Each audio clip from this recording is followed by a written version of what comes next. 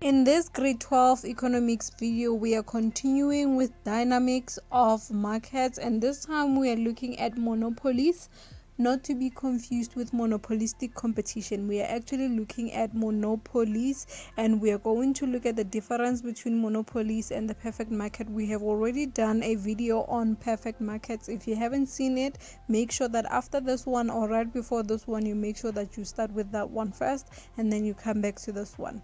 But if you have seen it, then this is the next course of action for you, is to watch the video on monopolies. We are going to also look at the comparison, a close comparison between the two and how do they differ. Monopolies are part of the imperfect markets, whereas that one is the perfect market. And we are going to close it off with looking at an exam question like we did with the last one. The question papers are linked in the description box below.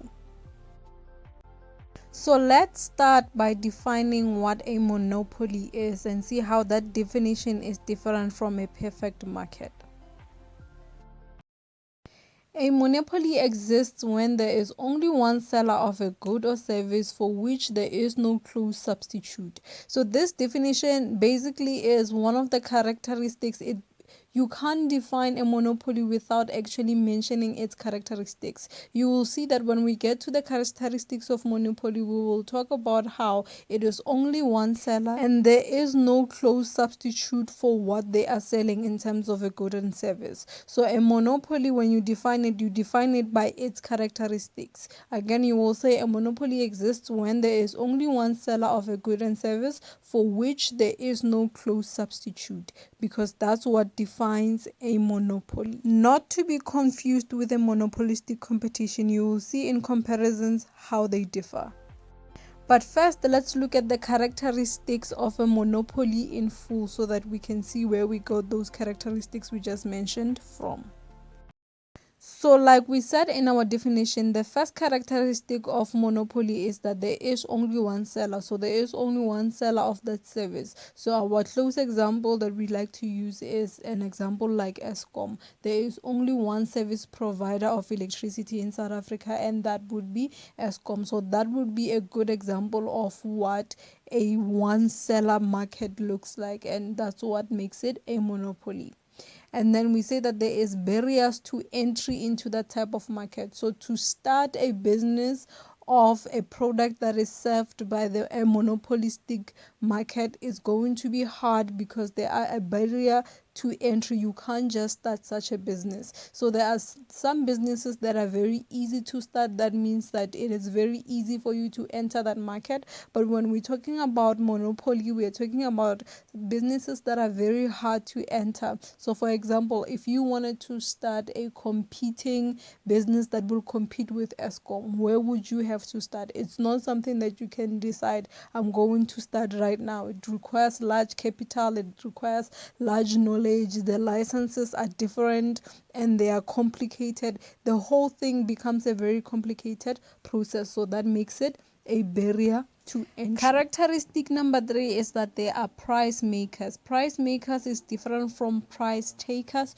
which are the perfect markets, because in a perfect market, the price is determined by the laws of demand and supply. So that means that whatever the demand is, that's what will determine the price in a perfect market. So that's why we say that they are price takers. But a monopoly is different in that they are price makers. So it doesn't matter what the demand is, it doesn't matter what the supply is, because they are the only ones with the only seller of such a product or a service, and that there are barriers to entry. That means that they are able to set the price at whatever amount that they want. So they get to determine what they want the price to be, and people will have no choice but to go to them, because they know that there is no other seller that they can go to for such a service or a product.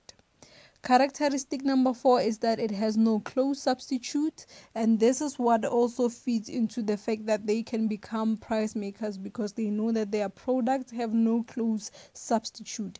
It says that there is no close substitute because even though there may be some substitutes that you can think of, they are not going to be as close as they could be to the product that they are selling. So for example, if you're saying that you want to substitute electricity with gas, it is not, you can substitute that, but the gas is not close to electricity. It won't give you the privilege that electricity will give to you. So you can substitute it in terms of using your stove. Instead of using electric stove, you will use a gas stove. But what about your lights? What about your geyser? What about all the other things that require electricity, like your TV and other appliances? So you're seeing that you may find ways to try and substitute, but there is no close substitute to what the thing actually is. And that is why the characteristics number 5 and 6 are that they have no competition and that the products are differentiated and are unique, because you cannot substitute them and you cannot substitute the seller for the other. Lastly, it requires large capital. Again, to start such a business, you will require large capital, and that's why entry is hard.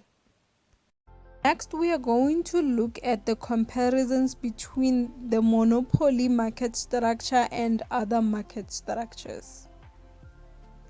So looking at our market structures, you can see that we have different market structures, starting with a perfect competition. In the previous video, we had already discussed in detail what a perfect competition is. In summary, a perfect competition exists from a perfect market. So you cannot say you have a perfect market without including in there the effect of a perfect competition. So basically, perfect competition means a perfect market, and perfect market means a perfect competition. However, when it comes to monopoly and monopolistic competition are two different things. So you see that even in this table, we have a monopolistic competition. Monopolistic competition is actually something that is close to what a perfect competition looks like, but it is way different from a monopoly. So you will see that when we're talking about number of businesses in terms of characteristics, in a monopoly we have one business, whereas in a monopolistic competition we have a very large number of businesses. It is not as many as in a perfect competition, but I will say that it is the next one. When we are counting, if we were ranking them, it will be perfect competition, and then monopolistic competition, then oligopoly, then monopoly, in terms of the number of businesses that you can have. So clearly monopolistic competition is too different from a monopoly. So let's look at next how a monopoly differs from perfect competition or a perfect market that we were just looking at in the previous video.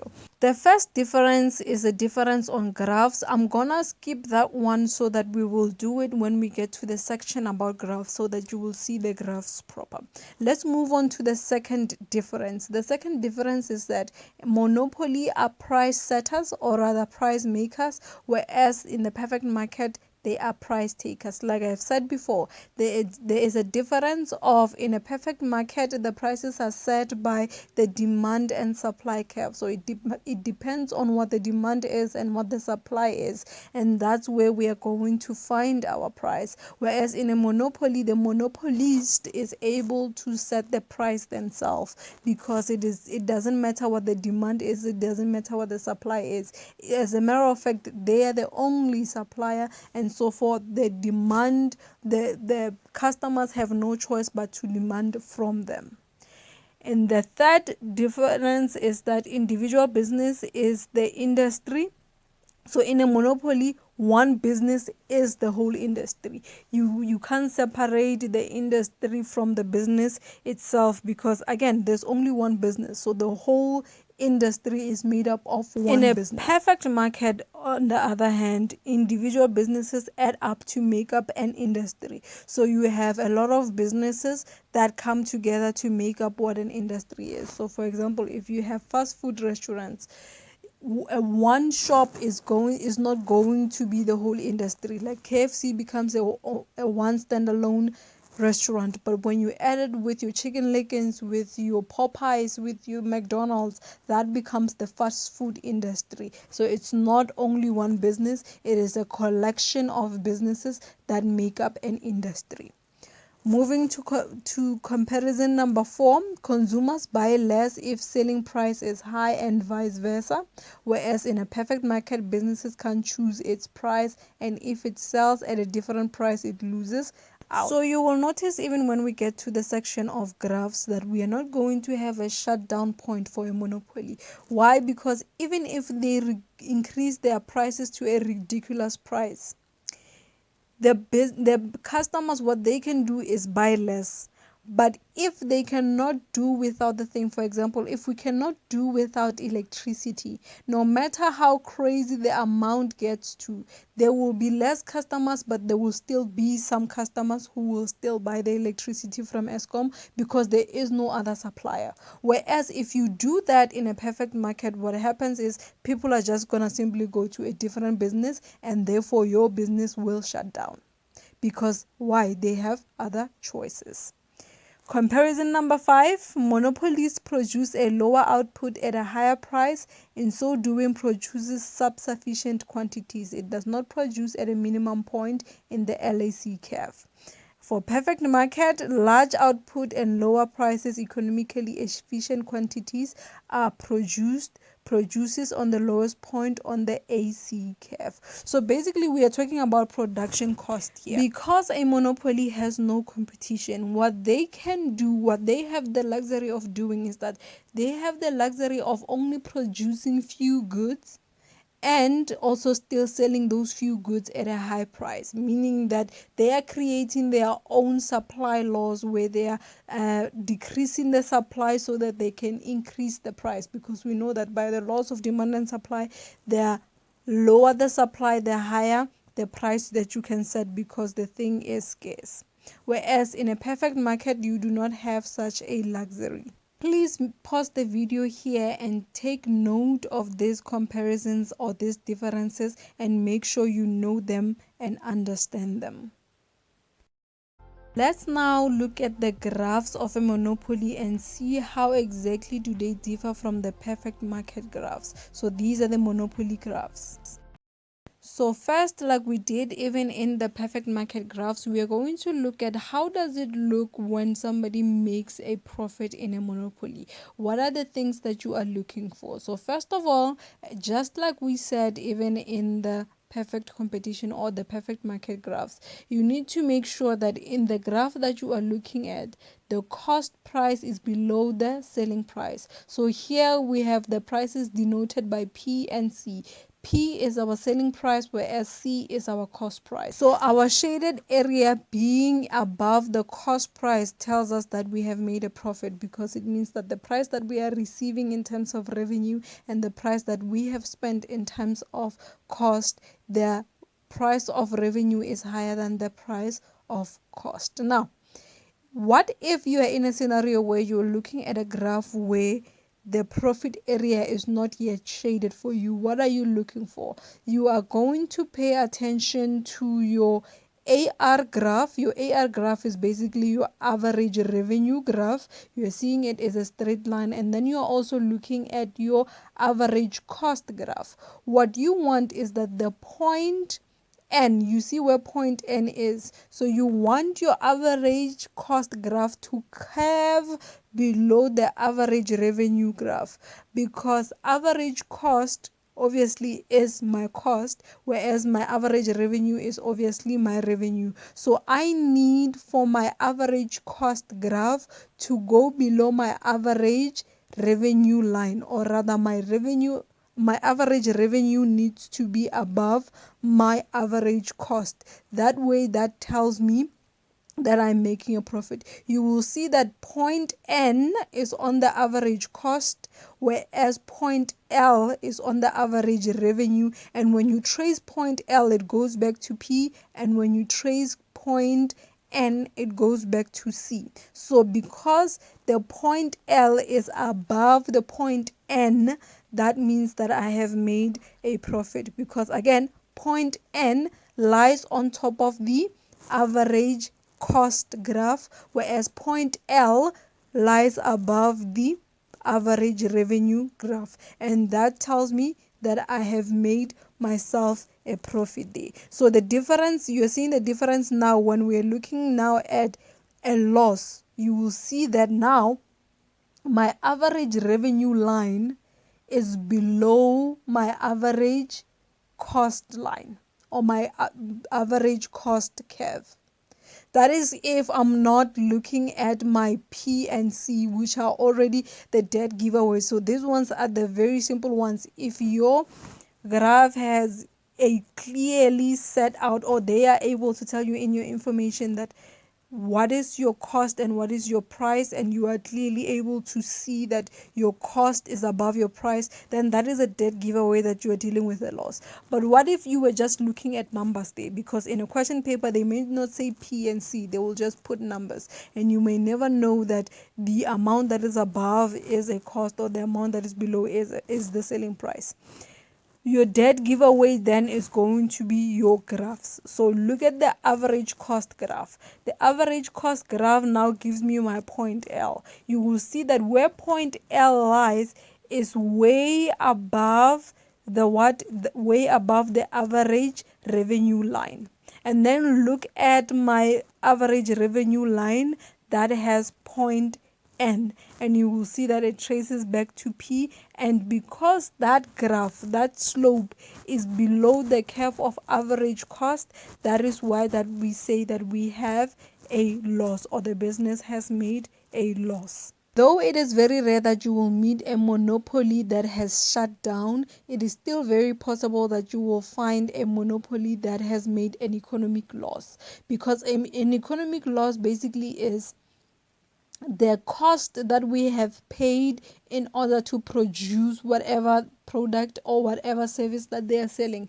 The demand for that service has now been low, and because the demand has been low, it means that the units that we were able to sell did not meet the economic or the normal profits that we were hoping to. So we never broke even, and if we don't break even, that means that we are going to produce a loss.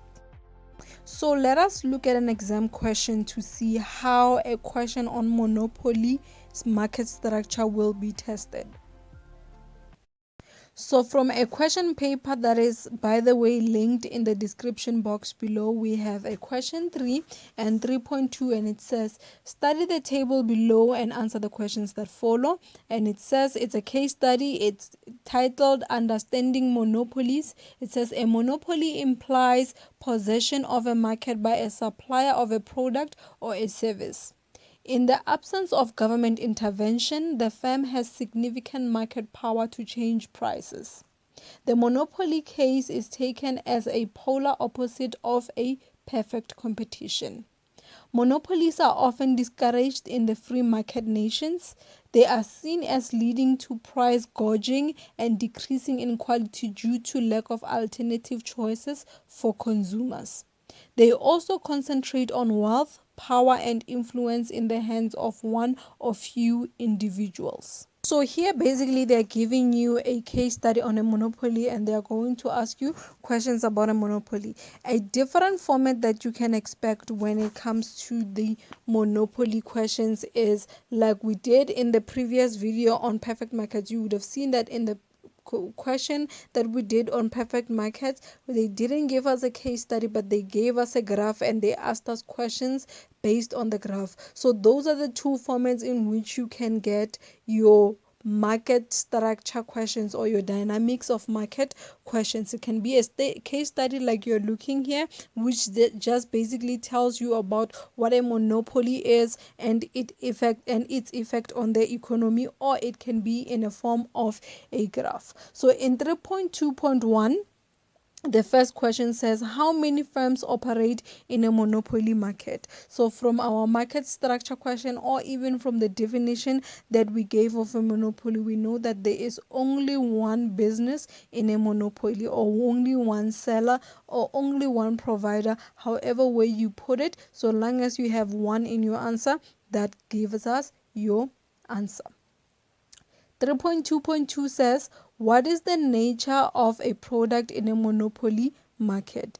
In a monopoly market, we are dealing with products that are unique or the products that are differentiated. We never got to this part when we were dealing with comparisons, but in that table of comparisons, when you go down with it, there is a part that tells you that in a monopoly, we are dealing with a unique product, whereas in the perfect market, they deal with homogeneous products, meaning that they are the same. 3.2.3 says briefly describe the term economic profit. So basically, what is an economic profit? So when we are going to answer it in terms of using our graphs, we are going to say that it is the minimum profit and above normal profits. If you don't know what normal profits are, you need to go to the previous video. We described that normal profits are the income that you make basically at a point of break even. So they are at the equilibrium where the average revenue is greater than the average cost. So we say basically that you have made economic profit if your average revenue is greater than your average cost.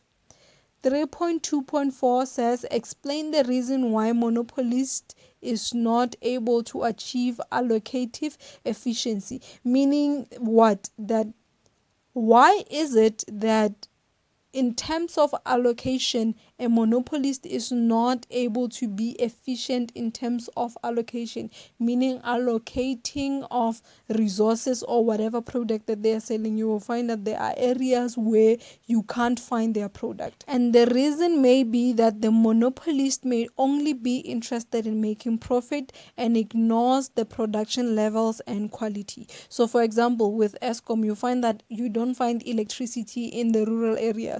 Why? Because the company may just only be interested in making a profit regardless of who gets the electricity and who doesn't. Their main aim is their bottom line.